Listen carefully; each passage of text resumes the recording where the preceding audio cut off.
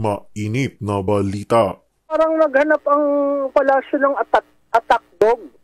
Nakita nila kay Yusek Claire, no? Si Yusek Castro tumatayo sa entablado ng gobyerno. Communications Office, PCO. Undersecretary ka. Binabayaran ka ng taong bayan para mag-explain ng programa ng Pangulo kung ano nang nagawa sa mga problema natin. Hindi para maging butangera. Tuwing nagbubuka ng bibig si Yusek Castro, mas lalong nagagalit ang tao. Bakit ganito ang tagapagsalita? Bakit walang gawin kundi tirahin ng tirahin ang mga Duterte? Her role is to destroy the Duterte name. That is her role. Pero Prof, sabi mo nga nag-tone down ang si Marcos Jr. Pero parang ang pumalit sa kanya itong si Yusek Claire, no? Nakikita mo ba na kabilang ito sa pamamaraan nila na ang tagapitik ay hindi direkta ang mismong Pangulo, parang shock absorber na mangyayari itong communications natin? Alam mo, Admar, hindi kasi naman talaga nakilala si Pangulong Marcos na bastos magsalita. No? Hindi siya nagmumura, di ba? Hindi katulad ni Duterte, yun nga ang combination. Pero makikita mo na nung sumagot si Presidente Duterte nung kanilang kick-off rally, hindi na niya sinagot eh. Sinabi niya, klarado, kung gusto niyo dun sa kabila, dun kayo. Pero kung gusto niyo sa amin, ito ang aming mga plataforma, dito kayo. Yun ang esensya ng demokrasya. Since hindi tayo nasanay sa isang Marcos na butangero, nangyari yan nung unang araw ng kampanya. Butangero siya. Sumunod, pangatlo, butangero siya. Tapos siguro may nagkuha na, hindi mo naman yan, you are not known to be such. Kaya ang mga tao nagulat. Bakit siya ganun? Ano nangyari? Tapos nagkaroon siya na ngayon ng tagapagsalita na ganun din. Again, I will raise the issue. Si Yusek Castro tumatayo sa entablado ng gobyerno. Communications Office, PCO. Undersecretary ka. Binabayaran ka ng taong bayan. Hindi para maging butangera. Para mag-explain ng programa ng Pangulo kung ano nang nagawa sa mga problema natin. Pero nakita natin, simula nang siya'y ninumbrahan, abay talagang left and right. Ngayon, masusustain ba nila ito? Inintroduce siya at the start of the campaign. Talagang strategic yung paggaganyan niya, talagang dinesign nila to be such. So ang tanong ko, ang kampanya ay referendum ng nakaupo. Tuwing nagbubuka ng bibig si Yusek Castro, mas lalong nagagalit ang tao. Diba? Mas lalong naghihimutok, bakit ganito ang tagapagsalita? Bakit walang gawin kundi tirahin ng tirahin ang mga Duterte?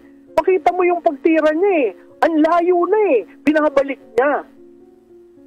So, rene-reverse niya. Her role is to destroy the Duterte name. That is her role.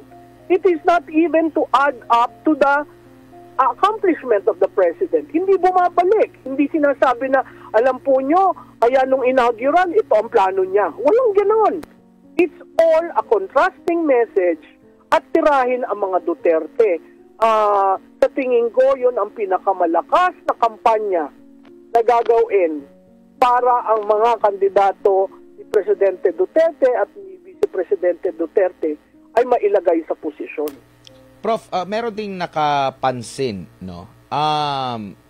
Yung bagong communication official ng ating gobyerno, pag pinag-uusapan yung banat, no, sa mga Duterte, lalo na sa mga kandidato nito, talagang masidhi siya, napaka-bold ng kanyang mga pahayag. Pero pag-uusapan naman itong kasalukuyang mga polisiya, mga programa ng gobyerno, medyo yun yung nakita nilang parang pagkakaiba.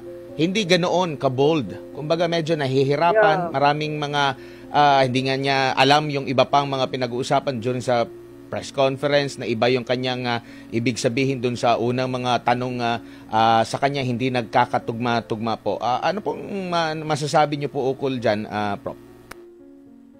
Alam mo, Admar, parang naghanap ang palasyo ng attack dog. Nakita nila kay Yusek Claire, no? Nakakalungkot dahil babae ang ginagamit para pumutak ng ganyan. Alam mo, ang dapat siguro tingnan niya, merong ilang kaso na nasa Korte Suprema na kailangan mapaliwanag sa taong bayan. Ang PhilHealth nagkaroon ng oral arguments, pero wala siyang sinasabi. Kinumandaran ng Korte Suprema tungkol dun sa GAA. Yun, kailangan nilang i-explain. So, paano nila ipipivot yun? Si Duterte na naman na may kasalanan? Kasi parang ang default na narrative na ginagawa ni Yusek Castro is blame it on Duterte. Everything, blame it on Duterte. Kaya ako, Admar, ang parati kong sinasabi, 3 taon na hong tapos si Presidente Duterte. Bakit lahat ng problema on your 3rd year pinapato mo sa datihang presidente? Hindi ba respeto na yun sa datihang presidente na nagserbisyo ka ng taus-puso na 6 na taon? Nakita natin yan nangyari kay Presidente, the late President Benigno Aquino, tira ng tira kay GMA. Alam mo siguro among presidents, kailangan ma-appreciate mo yung when you were leading the helm, when you were holding the reins, I did my best. Right? At yung sumusunod, kung hindi ko natapos ang aking dapat tapusin, nasa sumusunod para isipin, itutuloy ko ba ito? Ngayon, kung 3 taong kang wala kang ginawa, kundi manira ng kapwa-tao, sirain ang vice-presidente, kaninong kasalanan yun? Kasalanan ni Duterte? Diba? Kaya ang joke parati, kasalanan ni Duterte. At again, uulitin ko, every time you mention the word Duterte, the base gets strong. That is the surest way to wake up the base ng mga Duterte at tumulong sa eleksyon. So, hindi ko alam kung paano pupunta itong kay Yusek Castro kasi wala akong nakikitang exit strategy na From day one, banat ng banat kay Duterte. So, kung ikaw ngayon ang tagapagsalita at may 3 mga kaso na na sunod-sunod na pag-uusapan, oral arguments sa Supreme Court, paano ka pipivot? Ang may kasalanan si Duterte pa rin? Bakit lahat ng problema on your 3rd year pinapato mo sa datihang presidente? Hindi ba respeto na yun sa datihang presidente na nagserbisyo ka ng taus-puso na 6 na taon? Nakita natin yan nangyari kay Presidente, the late President Benigno Aquino, tira ng tira kay GMA. Alam mo siguro among presidents, kailangan ma-appreciate mo yung when you were leading the helm, when you were holding the reins, I did my best. Right? At yung sumusunod, kung hindi ko natapos ang aking dapat tapusin, nasa sumusunod para isipin, itutuloy ko ba ito? Ngayon, kung 3 taong kang wala kang ginawa, kundi manira ng kapwa-tao, sirain ang vice-presidente, kaninong kasalanan yun? Kasalanan ni Duterte? Diba? Kaya ang joke parati, kasalanan ni Duterte. At again, uulitin ko, every time you mention the word Duterte, the base gets strong. That is the surest way to wake up the base ng mga Duterte at tumulong sa eleksyon. Prof, ang naging tugon kasi ng taong bayan, kung pagbabasihan mo, yung mga komento, lalo na every time na nagla-live sila, puro haha emoji, no? Yung mga komento. Kumbaga, ito ba'y palatandaan na saglit lang? Yung mga pinagsasasabi mo dyan, parang hindi ko naramdaman yan during that time sa pamumuno ng Duterte administration. Oo, alam mo, Admar, yung nabubuong, kumbaga sa sentiment analysis, yung nabubuong haha ay bagong-bago sa election cycle ngayon. Dati sumasagot ang mga tao, masasabi mong nag-engage. Ngayon parang pinagtatawanan na lamang ang PCO at ang Office of the President. Medyo may ibang labas yung ganyang paggamit ng haha dahil ilan yung mga emoticons na pwede mong piliin pero yung haha ang nagkakaroon ng traction. So, dalawang bagay, either pinagtatawanan sila o sinasabing hindi kami naniniwala, hindi ka bilib-bilib yung mga sinasabi ninyo. Opo, at sa naging pahayag naman sa latest vlog ni Marcos Jr., meron siyang nirelease na video na nagbabanta sa mga trolls. So kumbaga parang ang mga trolls ba na sinasabi niya ay yung mga hindi pumapabor sa mga pinagsasabi ng kanyang gobyerno. Kumbaga, kung di pabor, troll ka. Oo. Alam mo, Admar, yung troll, sinabi ko yan nung nag-testify ako sa House, na kung dapat maging patas sila at yung may troll, dapat i-set aside yon kasi nakakagulo yun sa demokrasya. Pero, nandun na ako, may troll at lahat. Ang essence kasi ng demokrasya, merong nag-a-agree sa'yo, merong hindi nag-a-agree sa'yo. So, wag nating ipalabas na lahat ng hindi nag-a-agree sa'yo ay troll. Kasi yung troll, pag sinabi mong troll ang isang tao, member yan ng isang grupo, nababayaran, at ang kanyang mga sinasabi o pinopost ay galing sa isang script na galing sa amo nung troll army. Alam mo, pag eleksyon talagang nagkakaroon ng ganyang insidente, pero titingnan uli natin, no? Sino ba ang nagkaroon ng troll army? Sa tingin ko, kilala naman ng karamihan kung sino nag-maintain ng troll army nung eleksyon, ngayong eleksyon, habang ikaw ay nanunungkulan. Kasi yung troll army, magastos yan. Hindi basta-bastang pera ang binababa mo para mag-react sa mga sinabi mo, no? Yung reaction kasi can be sususugan ng troll o hindi sususugan ng troll o makikipag bardagulan. Yun yung problema ng troll, maintaining a troll army. So itong inabas na video, hindi ko maintindihan kung parte ito ng isinasagawa sa House of Representatives. Sinabi ko doon na dapat doon pa lang nagplano na sila dyan para nakokontrol natin yung pag-igting ng emosyon dahil sa mga ganitong mga bumabanat online. Pero ginawa nila ngayon at yun nga ati kong sinasabi, maging patas kasi ang pinatawag lang mga doon ay mga kilalang taga-DBS. Ang pinapatawag na Marcos Troll Army or Romualdez Troll Army. So, maging patas sana tayo kasi hindi porke natatalo ka, ibabaling ka sa batas na from the very start, wala naman yan sa legislative agenda niya. Diba? Hindi siya maglabas ng EO kung gusto niya maglabas ng EO, pero meron namang effort ang COMELEC na kalabanin ang false, ang disinformation. So, ako'y nagulat na lumabas yung video na yan at ginamit pa ang kanyang Facebook page para iparating sa tao. Opo, and ako personally, madali namang makita kung peke yung mga naging komento or naging reaksyon ng bawat netizen na nag-i-involve doon sa comment section, pati yung mga nag-i-engage. Kasi mapapansin mo agad yung kanilang mga profile ay kakalikha lang, mga iilan pa lang yung kanilang mga social media post, nakalak, and at the same time, kukonti talaga yung friends, mga isang dosena yung post, ganun din yung mga friends. Pero gaano ka delikado kung ang tagapamahalaan po natin ay hindi tumatanggap ng ganitong mga kritiko mula sa taong bayan at ituturing na peke itong mga emosyon na ito na pinapahayag ng publiko, Prof?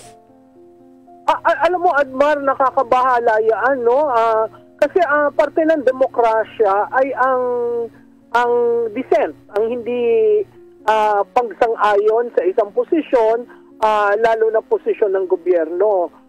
Nakakabahala yan kasi yung freedom of expression at saka yung ating karapatan para magsalita ng kung anong ibig nating sabihin, to a certain degree parang kine-curtail nila. Alam mo, maling-mali rin yung gamitin mo ang ahensya ng gobyerno para sa propaganda ng kampanya.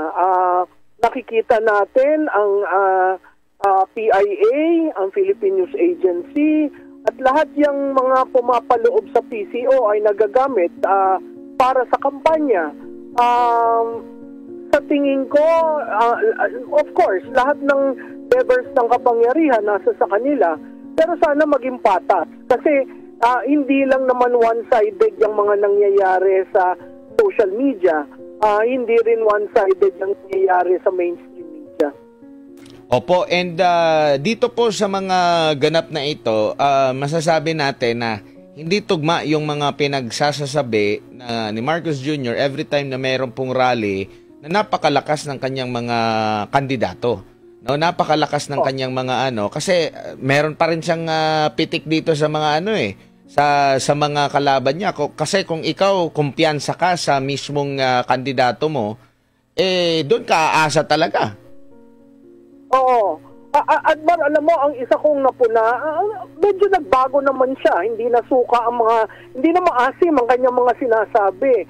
Pero ang nakakabahala dyan, simula na nag-umpisa ang eleksyon, wala siyang accomplishment na binabanggit. Wala siyang solusyon. Itong huli niya sa Bulacan, ang sabi niya, solusyon sa problema. Ano yung solusyon? Ano ba yung dadalhin ng 12 sa Senado? Sinabi niya, mga veterano na daw, matatagal na, hinati-hati pa niya, ilang galing sa Senado, ilang galing sa Kongreso, ilang galing sa local government. Okay, fine. Pero ang tanong natin, nagbago ba ang buhay ni Juan de la Cruz? Dahil sa pagkatagal-tagal ng pagiging politiko nitong mga ito, alam mo, ang namimiss na dito sa naratibong ito, dekada na. Kung ikaw ay politiko na dekada na, naninilbihan at walang pagbabago ng buhay ni Juan de la Cruz, hindi ba may mali yun? Hindi ba dapat ituwid yun? Hindi ba dapat humanap tayo ng iba naman? Kasi dun sa iba naman, baka sakali maayos ang health natin, maayos ang housing, maayos ang education, maayos ang presyo ng bigas. Wag na ho lechon. Hindi naman kailangan ng Pilipino ang lechon At yan, alam naman nating seasonal tayo nagle-lechon, no? Pero yung sabihin mo na ganito, no, na again, bumabalik doon, sino ba nakawala ng isla? O sino ba nakawala ng Escoda Island?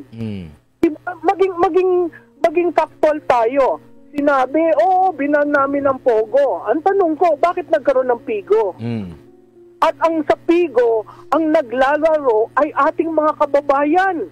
Nalulunod, may ayuda na, tapos nalulunod ka sa online gaming. At least yung Pogo, mga foreigners yun. Kumikita tayo. Pero itong Pigo, abay Pilipino na ito na nalulunod. Ang daming storya ng mga Pilipino na nalulunod sa online gambling. Anong ginagawa ng Estado? Makikita mo ang PCSO, ang PAGCOR, kung ano-anong online gaming ang ina-advertise. Tama ho ba yun? Hindi ba dapat tanungin natin yan sa Pangulo natin? Sinasabi nila na, wala nang tukhang, walang namamatay. Ang tanong ko, safe ba si Juan de la Cruz na umuwi ng alas 10 ng gabi at sigurado makakauwi siya? Safe ba tayo? Hindi ba dapat yun ang tanungin natin? Hindi yung pagbaba ng index of crime. Are we safe?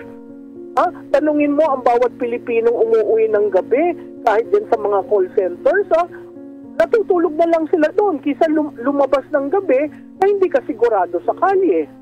So, ang tanong ko, anong mali sa ginawa ng 6 na taon ni President Duterte na kayo'y 3 taon lamang, wala namang solusyon na naibibigay. Ngayon lang tayo sa kasaysayan ng kampanya na ang Pangulo tumatayo, nag-e-endorso, pero walang accomplishment na sinasabi. Maling-mali yun dahil ang 3 years ngayon, ang election nito is referendum of the incumbent. Hindi ba siya ang incumbent? Hindi naman si Presidente Duterte. Tira sila ng tira doon sa mag-amang Duterte. Wala naman yung mag-ama sa balota. So, hindi ko maintindihan. Ang pagiging leader kasi, leader ka ng bumoto sa'yo at leader ka ng hindi bumoto sa'yo. So, nasa sa leader para i-convince yung hindi bumoto sa'yo na siguro naman nakita nyo ang pagtatrabaho ko. Siguro naman nakita nyo ang mga solusyon na ginagawa ko. Pero hindi yun ang ginagawa. Ang ginagawa niya, pinapaigting ang disunity by promoting the 12 without talking of solutions. Di ba leader ka,